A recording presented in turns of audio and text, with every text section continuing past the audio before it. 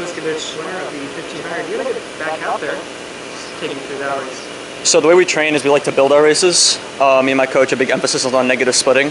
So in practice, we work a lot of descending, a lot of building, a lot of changing speeds so that we can really work on our back halves throughout the race. Because mentally, it feels a lot better to be passing people come the end of the race than being passed or just staying stagnant. So I didn't mind the fact that I was in third or fourth throughout the first 500 of the race because I knew that if I could have that back half as strong as I wanted it to, I'd be able to power through the last 500, hopefully take the lead and win the race, and at the same time lower the morale of my competitors by passing them so close to the finish of the race. You were pretty close there towards the end of the race. Do you like being in a close race in the mile? I feel like in the mile it helps. In pool swimming for me, I do open water. That's what I would consider my focus to be, but in pool swimming for me, if I'm by myself, whether I'm really far behind or really far in front, it's really hard for me to stay on my pace. It's really hard for me to stay motivated.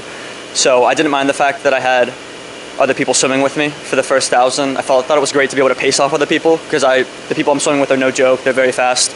I knew that if I was staying with X, Y, and Z swimmer, I was going X, Y, and Z pace because they're fast and they know how to swim their races. They're all milers. They can all throw down a really good 1500.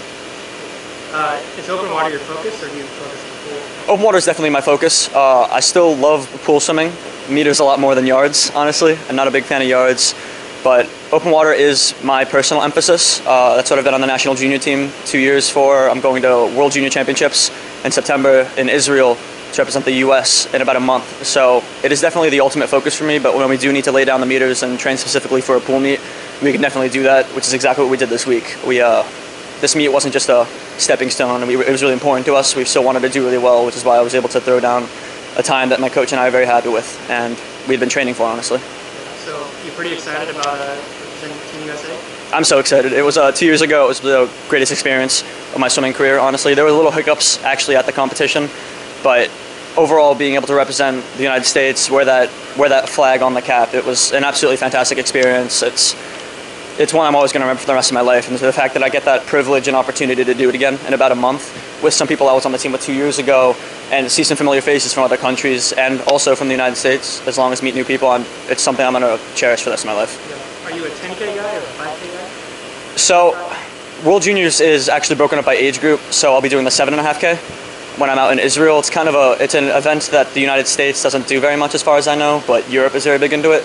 So we're really trying to get my strength up to that 10K because ultimately on that senior national level, senior international level, that's the race that really matters. It's Olympic distance. It's what you go for to World Championships. It's the marquee event in open water. So we're really trying to shift the focus, but until World Juniors is over, we're going to be training for a 7.5K. And do you like the 1500 more than, is that your favorite pool event? 1500 is my favorite pool event. I do love an IM. I got the 4 IM tomorrow, and I can appreciate the 400, but I will say the 1500 is definitely my favorite. Has been ever since I was 10 years old. Do you like the pain? Love it, actually. The way I see it is, if people don't like the pain, people shy away from the distance because they don't like feeling that pressure come the end of the race on a physical level. But for me, if I'm feeling that pain, if I'm feeling sore, if I'm getting tired come the end of the race, I know that I'm putting 100% effort into what I'm doing. I know that I'm doing everything I can to swim the best race that I can. So in the end, if I'm feeling painful, if I'm feeling in a lot of pain at the end of a race, I know I swam at the best I could. If I'm not in enough pain at the end of a race, then I know that there's things I could have done better. That means I laid back a little bit too much. I may have not worked the front half nearly as hard as I needed to. So in the end, the pain at the end of a 1500 is what I'm looking for come the race. And you're going to USC. Did your open water background, did that persuade your decision to go there?